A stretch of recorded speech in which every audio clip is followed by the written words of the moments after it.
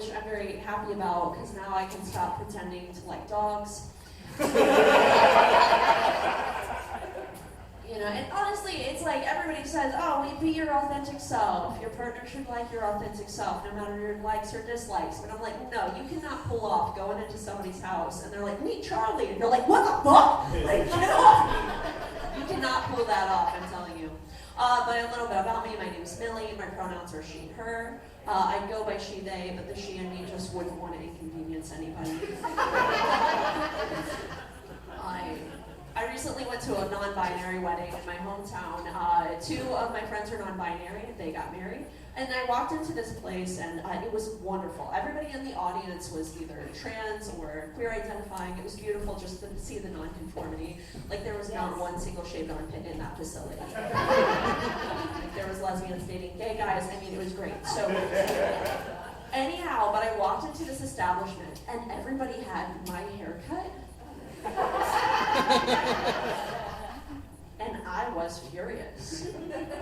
Because I got this haircut to stand out, Like, and I get a lot, and it's like whenever you go into a room full of pixie cuts, it's pretty much as bad as not having a pixie cut whatsoever. And I get a lot of compliments, specifically from women from this cut. And they'll come up to me and they say, I love your haircut. And they always want to tell me this part. They always want to say this. They come up and they go, I used to have a pixie cut too. But what I hear whenever they say that, what I hear is, I used to be a bad bitch too. Don't you forget. I moved from New York City to rural Missouri, and there's been definitely some cultural shifts happening. I don't think I'm insulting. I don't think anybody's going to be insulted if I say that there's a lot less yes bitch energy in rural Missouri. It's like, I think the stereotype is that you move to New York City to fulfill your artistic dreams. And I do feel like they do come true because there's a lot of people there to be able to support the arts. There's a lot more money circulating to where people fund them. And so, but I would say my hometown, it's not that they're not supportive, they're just a lot more practical. So if you say, I want to be a ceramic artist for a living, they'd be like, have you ever considered doing occupational therapy? Have you ever considered teaching 4th grade math? These are the jobs that are kind of spoken to you. But I mean this, and I mean every single word of this. If I go to New York and I say, I want to art for a living, they're like, there's a community for that. Get a business going, start a podcast. I moved from New York to St. Genevieve, Missouri to take care of, my dad's been really depressed. My mom died 2 years ago, and my dad's been having a really hard time living without her.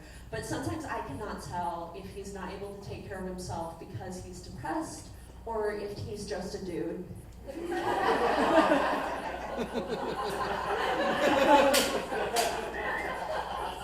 said, he goes on, he's like, I don't eat, Millie, I was gonna cook for him, he goes, Millie, I don't eat anymore, since your mom passed, I don't eat. And I look and he's got chips, pretzels, and ice cream right now.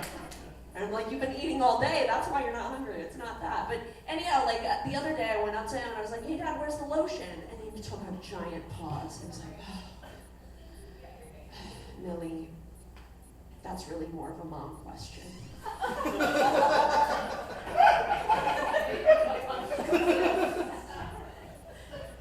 No, it's not that. Needing moisture is not a gendered thing. Also, the thing is, this man will not moisturize for the life of him.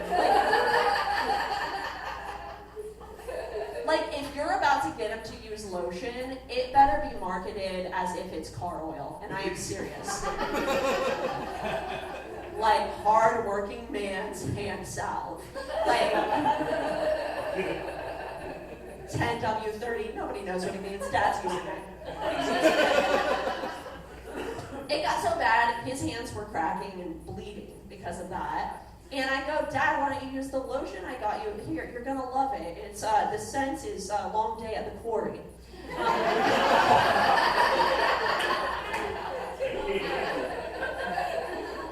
And he goes, Millie, you have to I'm 70 years old, and I'm an old man, and so my skin tears, and wouldn't lotion, just weaken the thing. I'm like, this man will accept death before he ever moisturizes his hands.